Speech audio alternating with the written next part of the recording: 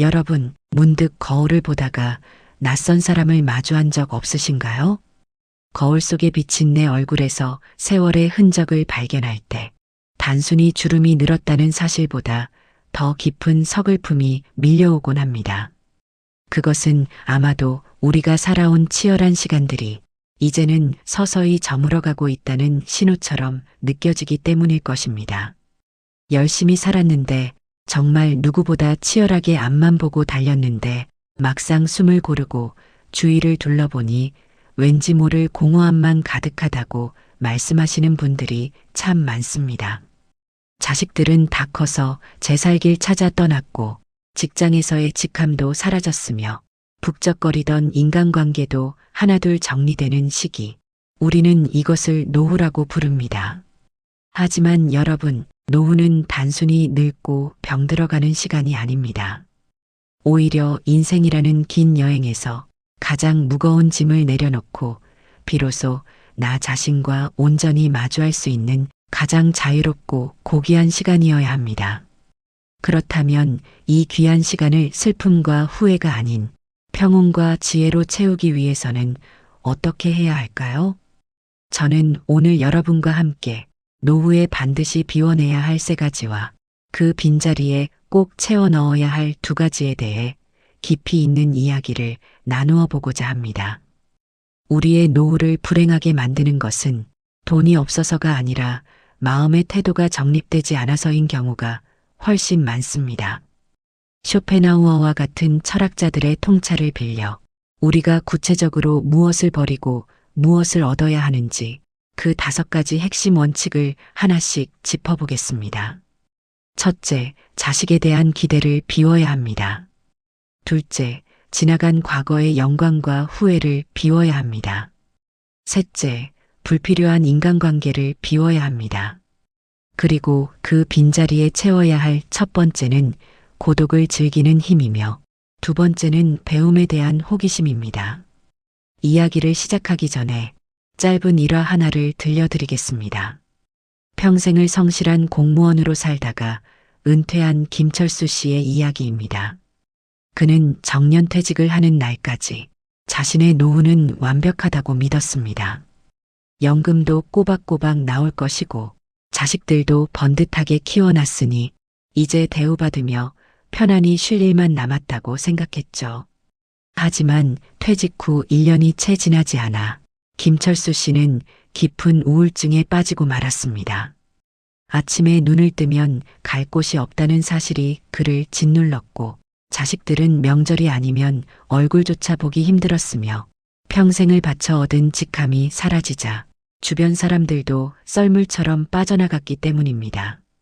그는 밤마다 술잔을 기울이며 이렇게 한탄했습니다. 내가 헛살았어. 인생이 이렇게 허무한 건 줄 알았다면 다르게 살았을 텐데. 여러분, 김철수 씨의 이 한탄이 혹시 남의 이야기처럼 들리지 않으신가요? 준비되지 않은 노후는 축복이 아니라 재앙이 될 수도 있습니다. 이제부터 김철수 씨와 같은 실수를 반복하지 않기 위해 우리가 가슴 깊이 새겨야 할 5가지 원칙을 하나씩 아주 상세하게 파헤쳐 보겠습니다. 첫째, 자식에 대한 기대를 철저하게 비워야 합니다. 이것은 가장 어렵지만 가장 먼저 해야 할 성결 과제입니다. 우리는 흔히 자식을 내 분신이라고 생각합니다. 내가 못 이룬 꿈을 대신 이뤄줄 존재, 내가 늙고 병들었을 때 나를 지켜줄 보험처럼 여기는 마음이 우리 무의식 깊은 곳에 자리 잡고 있습니다. 하지만 여러분, 냉정하게 말씀드리겠습니다. 자식은 나의 소유물이 아닙니다. 그들은 그저 내 몸을 빌려 이 세상에 나온 독립적이고 개별적인 하나의 인격체일 뿐입니다. 쇼펜하우어는 인간의 고통이 대부분 집착에서 온다고 말했습니다. 부모와 자식 관계에서 오는 고통 역시 사랑이라는 이름으로 포장된 집착인 경우가 많습니다. 구체적인 사례를 들어보겠습니다. 여기 이영애 씨라는 분이 계십니다. 그녀는 아들 하나를 바라보고 평생을 살았습니다. 남편과 일찍 사별하고 시장에서 장사를 하며 손발이 부르트도록 일해 아들을 의대까지 보냈습니다. 아들이 의사가 되었을 때 이영애 씨는 세상을 다 가진 것 같았습니다. 이제 내 고생은 끝났다. 아들이 나를 호강시켜 주겠지. 하지만 현실은 달랐습니다. 아들은 결혼 후 며느리와 함께 도시에서 바쁘게 살아가느라 어머니에게 안부 전화 한 통하기 어려워했습니다. 어쩌다 통화가 되면 어머니 바빠요. 나중에 전화 드릴게요. 라며 뚝 끊기 일쑤였죠. 이영애 씨는 배신감에 치를 떨었습니다. 내가 너를 어떻게 키웠는데 내가 나한테 이럴 수 있니? 그녀는 매일 밤 아들을 원망하며 눈물로 지새웠습니다. 아들이 보내주는 용돈은 통장에 쌓여갔지만 그녀의 마음은 지옥이나 다름없었습니다. 여러분, 이영애 씨의 고통은 어디서 온 것일까요? 아들이 불효자라서일까요?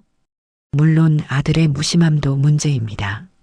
하지만 근본적인 원인은 이영애 씨가 아들에게 투자를 했다고 생각하고 그에 상응하는 회수를 기대했기 때문입니다. 부모의 사랑은 조건 없는 헌신이어야 합니다. 그런데 우리는 알게 모르게 내가 너에게 이만큼 했으니 너도 나에게 이만큼은 해야 해. 라는 계산서를 자식에게 내밀고 있습니다. 자식이 성인이 되어 독립했다면 부모 역시 자식으로부터 독립해야 합니다. 이것을 정서적 탯줄 끊기라고 합니다. 자식이 잘 살고 있다면 그것으로 족한 것입니다. 그들이 나를 찾아오지 않는다고 해서 나를 사랑하지 않는 것이 아닙니다. 그들은 그들의 인생을 치열하게 살아내느라 바쁠 뿐입니다. 과거 우리 세대가 부모님을 모시던 시절과는 사회 구조와 가치관이 완전히 달라졌음을 인정해야 합니다. 쇼펜하우어는 말했습니다. 타인에게서 행복을 구하려는 사람은 결코 행복해질 수 없다. 이 타인에는 자식도 포함됩니다. 자식에게 나의 노후를 의탁하려는 마음, 자식이 나를 외롭게 하지 않을 거라는 기대를 버려야 합니다. 자식은 나의 노후 대책이 아닙니다. 자식에게 기대하는 순간 우리는 자식의 눈치를 보게 되고 서운함이라는 감옥에 갇히게 됩니다. 그렇다면 어떻게 해야 할까요? 자식에게 너는 너의 삶을 살아라. 나는 나의 삶을 살겠다. 라고 선언하십시오. 그리고 실제로 그렇게 사셔야 합니다. 자식이 찾아오면 반갑게 맞이하고 오지 않으면 내 할 일을 하며 지내면 됩니다. 기대를 비우면 아주 작은 관심에도 감동하게 됩니다. 전화 한 통, 양말 한 켤레의 선물에도 진심으로 기뻐할 수 있게 됩니다. 그것이 바로 자식과의 관계를 건강하게 유지하고 나 자신도 상처받지 않는 최고의 지혜입니다. 자식을 내 인생의 중심에서 가장자리로 옮겨 놓으십시오. 그 빈 중심에 바로 나 자신을 세워야 합니다. 둘째, 지나간 과거의 영광과 후회를 비워야 합니다. 나이가 들수록 우리는 자꾸 뒤를 돌아보게 됩니다. 왕년에 내가 말이야, 그때 그 땅을 샀더라면, 그 사람과 결혼하지 않았더라면, 이런 생각들이 꼬리에 꼬리를 물고 이어집니다. 과거의 영광에 취해 있거나 과거의 실수에 매몰되어 있는 것, 이 두 가지 모두 노후를 불행하게 만드는 치명적인 독입니다. 여기 대기업 임원으로 은퇴한 박 부장님의 이야기를 해보겠습니다. 박 부장님은 현직에 있을 때 수백 명의 부하 직원을 거느리고 호령하던 사람이었습니다. 어딜 가나 상석에 앉았고 모두가 그의 말 한마디에 고개를 숙였습니다. 하지만 은퇴 후 동네 경로당이나 모임에 나가서도 그는 여전히 임원처럼 행동했습니다. 사람들이 자신의 의견에 반대하면 당신들 뭘 안다고 떠들어? 내가 누군지 알아? 라며 화를 냈습니다. 식당에 가서도 종업원에게 반말을 하고 대접받지 못하면 견디지를 못했습니다. 결국 주변 사람들은 그를 피하기 시작했습니다. 저 사람은 아직도 자기가 회사 임원인 줄 아나 봐. 꼴불견이야.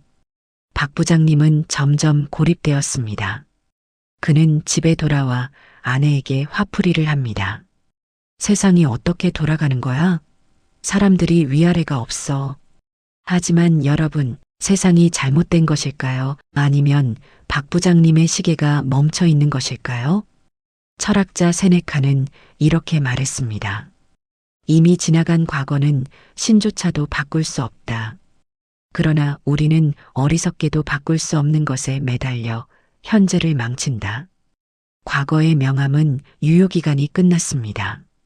은퇴하는 순간 우리는 계급장을 떼고 인간 대 인간으로 세상과 마주해야 합니다. 과거에 내가 얼마나 대단한 사람이었는지는 지금 내 앞의 사람에게 아무런 의미가 없습니다. 오히려 과거를 내세울수록 현재의 내가 초라하다는 것을 증명하는 꼴이 됩니다. 왕년의 나를 죽여야 지금의 나가 살 수 있습니다. 후회 또한 마찬가지입니다. 그때 집을 팔지 말았어야 했는데 이런 생각으로 밤잠을 설치시는 분들이 계십니다. 하지만 후회한다고 해서 되돌릴 수 있는 것은 아무것도 없습니다. 후회는 현재의 에너지를 갉아먹는 기생충과 같습니다. 과거의 실수를 곱씹으며 자신을 괴롭히는 것은 스스로에게 형벌을 내리는 것과 다름없습니다. 스토아학파 철학자들은 우리가 통제할 수 없는 일에 대해서는 마음을 쓰지 말라 고 가르쳤습니다. 이미 벌어진 일, 이미 흘러간 시간은 우리의 통제 영역 밖입니다. 우리가 통제할 수 있는 것은 오직 지금 이 순간 나의 태도뿐입니다. 과거를 비운다는 것은 기억을 지우라는 것이 아닙니다. 과거를 아름다운 추억으로 포장해서 서랍 속에 넣어두고 필요할 때만 꺼내보라는 뜻입니다. 과거가 현재의 발목을 잡지 않도록 하십시오. 오늘 마시는 차 한 잔의 향기, 지금 창밖으로 들어오는 햇살, 내 곁에 있는 사람의 온기, 이것만이 진정한 실제입니다. 여러분의 인생에서 가장 젊은 날은 바로 오늘입니다. 어제에 살지 마시고 오늘을 사십시오. 그것이 늙지 않는 마음의 비결입니다. 셋째, 불필요한 인간관계를 과감하게 비워야 합니다.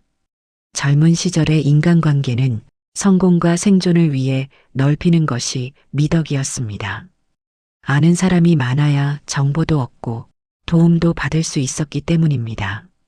그래서 우리는 싫은 사람과도 억지로 웃으며 술을 마셨고 별로 친하지 않은 사람의 경조사까지 챙기며 살았습니다. 하지만 노후의 인간관계는 양보다 질이 절대적으로 중요합니다. 나에게 스트레스를 주고 만나면 기가 빨리고 부정적인 이야기만 늘어놓는 사람들을 굳이 곁에 둘 필요가 없습니다. 시간은 우리에게 무한하게 주어지지 않았습니다. 남은 시간을 소중한 사람들과 나누기에도 턱없이 부족합니다. 이와 관련해 최 여사님의 사례를 들어보겠습니다. 최 여사님은 소위 마당발이었습니다. 동창회, 계모임, 봉사단체 등 가입한 모임만 10개가 넘었습니다. 하루라도 약속이 없으면 불안해했습니다. 하지만 정작 모임에 다녀오면 그녀는 늘 피곤하고 허무했습니다. 모임에 나가면 남의 뒷담화나 자식 자랑, 돈 자랑을 들어줘야 했고 자신도 지지 않으려고 없는 말을 지어내기도 했습니다. 어느 날 최 여사님이 몸이 아파 병원에 입원하게 되었습니다. 그런데 그 많던 지인들 중 진심으로 걱정하며 찾아온 사람은 단 한 명도 없었습니다. 문자 메시지로 쾌차하세요. 라는 영혼 없는 말만 날아올 뿐이었죠. 그제야 최 여사님은 깨달았습니다. 내가 헛똑똑이었구나. 군중 속에서 나는 철저히 혼자였구나. 퇴원 후 그녀는 휴대폰에 저장된 1000개의 전화번호를 정리하기 시작했습니다. 1년에 한 번도 연락하지 않는 사람, 만나면 불편한 사람, 나를 감정 쓰레기통으로 취급하는 사람들의 번호를 하나씩 지웠습니다. 그렇게 정리를 하고 나니 정말 소중한 친구 2~3명과 가족만 남았습니다. 최 여사님은 그제야 마음의 평화를 찾았습니다. 이제야 진짜 내 사람들에게 집중할 수 있게 되었어요. 철학자 에피쿠로스는 말했습니다. 한 번도 본 적 없는 사람들과 어울려 사느니 차라리 혼자 빵과 물만 먹는 것이 낫다. 진정한 우정은 침묵이 흘러도 어색하지 않은 관계입니다. 나의 약점을 보여줘도 공격당하지 않을 거라는 믿음이 있는 관계입니다. 이런 친구는 인생에서 한두 명이면 충분합니다. 나이가 들면 인맥은 자산이 아니라 부채가 될 수 있습니다. 관리가 필요하고 에너지가 들기 때문입니다. 휴대전화 주소록을 한번 열어보십시오. 그리고 스스로에게 물어보십시오. 이 사람이 내 장례식장에 와서 진심으로 울어줄 사람인가? 그렇지 않다면 과감하게 놓아주셔도 됩니다. 비우면 가벼워집니다.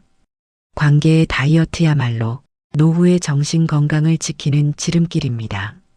남의 비위를 맞추느라 낭비했던 에너지를 이제는 나 자신을 위해 쓰십시오. 싫은 사람에게 아니오라고 말할 수 있는 용기, 불편한 자리를 박차고 나올 수 있는 자유, 이것이 나이 듦이 주는 특권입니다. 이 특권을 마음껏 누리십시오. 자, 지금까지 우리는 노후에 비워야 할 3가지를 살펴보았습니다. 자식에 대한 기대, 과거의 영광과 후회, 그리고 불필요한 인간관계. 이것들을 비워내고 나면 우리의 마음에는 넓고 고요한 빈터가 생길 것입니다. 하지만 이 빈터를 그대로 두면 또다시 잡초가 자라거나 공허함이라는 먼지가 쌓일 수 있습니다. 그래서 우리는 이 빈터에 새롭고 건강한 것들로 채워 넣어야 합니다. 그 첫 번째가 바로 고독을 즐기는 힘, 즉 고독력입니다. 외로움과 고독은 다릅니다. 신학자 폴 틸리히는 이렇게 구분했습니다. 외로움 ONELINESS은 혼자 있는 고통을 표현하는 말이고 고독 살러투드은 혼자 있는 즐거움을 표현하는 말이다. 많은 분이 은퇴 후 혼자 있는 시간을 견디지 못합니다. TV를 하루 종일 켜놓거나 아무나 붙잡고 통화를 하려고 합니다. 자신과 단둘이 있는 것을 두려워하기 때문입니다. 자신의 내면이 텅 비어 있기 때문에 외부의 자극으로 그것을 메우려 하는 것입니다. 하지만 쇼펜하우어는 인간은 오직 혼자일 때만 온전히 그 자신일 수 있다. 라고 단언했습니다. 그는 고독을 천재들의 학교라고 불렀습니다. 남들의 시선, 사회적 가면, 체면 치레에서 벗어나 진짜 나를 만나는 시간이 바로 고독입니다. 여기 혼자 있는 시간을 사랑하게 된 정 선생님의 이야기를 들어보겠습니다. 정 선생님은 평생 학교 선생님으로 시끌벅적하게 살았습니다. 퇴직 후 처음 맞이한 정적은 공포 그 자체였습니다. 정막이 흐르는 집안이 감옥처럼 느껴졌죠. 하지만 그는 도망치는 대신 그 시간을 마주하기로 결심했습니다. 난생 처음으로 혼자 산책을 시작했습니다. 처음에는 심심하고 무료했지만 점차 들리지 않던 소리들이 들리기 시작했습니다. 바람에 흔들리는 나뭇잎 소리, 자신의 발자국 소리, 그리고 내면에서 들려오는 마음의 소리였습니다. 그는 집에 돌아와 일기를 쓰기 시작했고 좋아하던 시집을 필사했습니다. 누구에게 보여주기 위함이 아니었습니다. 오로지 자신의 기쁨을 위해서였습니다. 어느 날 그는 이렇게 말했습니다. 혼자 있는 시간이 이렇게 충만할 줄 몰랐습니다. 이제는 누가 방해할까봐 겁이 날 정도입니다. 정 선생님은 고독을 외로움이 아닌 자유로 승화시킨 것입니다. 여러분, 고독력을 키우셔야 합니다. 혼자 밥을 먹고, 혼자 영화를 보고, 혼자 여행을 떠나는 것을 두려워하지 마십시오. 타인에게 의존하지 않고 스스로의 시간을 즐길 수 있는 사람만이 타인과 함께 있을 때도 건강한 관계를 맺을 수 있습니다. 고독은 나를 단단하게 만드는 용광로입니다. 그 속에서 사색이 피어나고 통찰이 자라납니다. 노후의 품격은 혼자 있는 시간을 어떻게 보내느냐에 달려 있습니다. 혼자 있을 때 행복한 사람이 진짜 행복한 사람입니다. 여러분의 하루에 침묵의 시간을 배정하십시오. 그 시간 동안 내 안의 우주를 탐험해 보십시오. 그곳에는 여러분이 미처 발견하지 못한 보물들이 가득할 것입니다. 마지막으로 채워야 할 두 번째는 배움에 대한 호기심입니다. 이 나이에 뭘 배워? 다 늙어서 주책이지. 이렇게 말씀하시는 분들이 계십니다. 이것은 스스로를 관속으로 밀어넣는 말입니다. 뇌과학자들의 연구에 따르면 우리의 뇌는 죽는 순간까지 성장한다고 합니다. 다만 우리가 사용하지 않아서 퇴화할 뿐입니다. 늙어서 배우지 못하는 것이 아니라 배우지 않아서 늙는 것입니다. 노후의 배움은 학위를 따거나 취직을 하기 위한 것이 아닙니다. 순수한 삶의 기쁨, 어제보다 조금 더 나은 사람이 되었다는 성취감을 위한 것입니다. 여기 75세에 피아노를 배우기 시작한 강할머니가 계십니다. 강할머니는 평생 악보를 볼 줄 몰랐습니다. 손가락은 굳었고 눈은 침침했습니다. 피아노 학원 원장님도 처음에는 난색을 보였죠. 하지만 할머니는 포기하지 않았습니다. 나는 잘 치고 싶은 게 아니에요. 그냥 도레미파솔라시도 소리가 나는 게 신기하고 재미있어요. 할머니는 매일 1시간씩 건반을 두드렸습니다. 1년이 지나고 할머니는 학교 종이 땡땡땡을 연주할 수 있게 되었습니다. 그 서툰 연주를 가족들 앞에서 선보이던 날, 할머니는 소녀처럼 환하게 웃으셨습니다. 내 인생에서 지금이 제일 신나. 내일은 뭘 배울까 기대가 돼서 아침에 눈이 번쩍 떠져. 강할머니에게 피아노는 단순한 악기가 아니라 삶의 활력이자 새로운 세상으로 통하는 문이었습니다. 소크라테스는 사형 선고를 받고 감옥에 갇혀서도 새로운 노래를 배우려 했습니다. 간수가 내일 죽을 사람이 노래는 배워서 뭐합니까? 라고 묻자 소크라테스는 이렇게 대답했습니다. 죽기 전에 하나라도 더 알게 되면 즐겁지 아니한가? 이것이 바로 우리가 지향해야 할 태도입니다. 호기심을 잃는 순간 영혼은 시들기 시작합니다. 세상에 대한 호기심, 새로운 지식에 대한 갈망을 채우십시오. 외국어 공부도 좋고 요리도 좋고 나무 깎기도 좋습니다. 스마트폰 사용법을 배우는 것도 훌륭한 배움입니다. 무엇이든 새롭게 익히는 과정에서 뇌는 젊어지고 삶은 생기를 되찾습니다. 배움에는 은퇴가 없습니다. 오늘 배운 한 줄의 지식이 내일의 나를 더욱 빛나게 할 것입니다. 사랑하는 여러분, 오늘 우리는 노후를 지혜롭게 건너기 위한 5가지 원칙을 깊이 있게 나누어 보았습니다. 다시 한번 정리해 보겠습니다. 첫째, 자식은 나의 소유물이 아님을 인정하고 기대를 비우십시오. 그것이 나와 자식 모두를 자유롭게 하는 길입니다. 둘째, 왕년의 영광과 지나간 후회를 비우십시오. 오직 지금 여기에 나로 살아가십시오. 셋째, 나를 힘들게 하는 불필요한 인간관계를 비우십시오. 진정한 내 사람들에게 집중할 시간도 부족합니다. 그리고 그 빈자리에 넷째, 혼자서도 충만한 고독력을 채우십시오. 나 자신과 가장 친한 친구가 되십시오.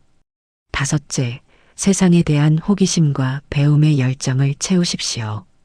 배움이 멈추지 않는 한 우리는 영원한 청춘입니다. 이 5가지를 실천하는 것은 말처럼 쉽지 않을 수도 있습니다. 오랫동안 굳어온 습관과 생각을 바꾸는 일이기 때문입니다. 때로는 외롭고 때로는 두려울 수도 있습니다. 하지만 여러분, 나무도 겨울을 나기 위해 잎을 떨어뜨리는 아픔을 겪습니다. 그 비움이 있어야 이듬해 봄의 새순을 틔울 수 있습니다. 우리의 노후도 마찬가지입니다.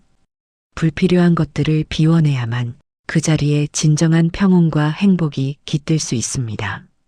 지금 여러분의 양손에 꽉 쥐고 있는 것들을 한번 내려다 보십시오. 그것들이 정말 나를 행복하게 하는 것들입니까? 아니면 나를 옥죄고 있는 족쇄입니까? 손을 펴야 새로운 것을 잡을 수 있습니다. 용기를 내어 놓아 주십시오. 그리고 가벼워진 몸과 마음으로 인생의 이막을 멋지게 채워나가시기를 바랍니다.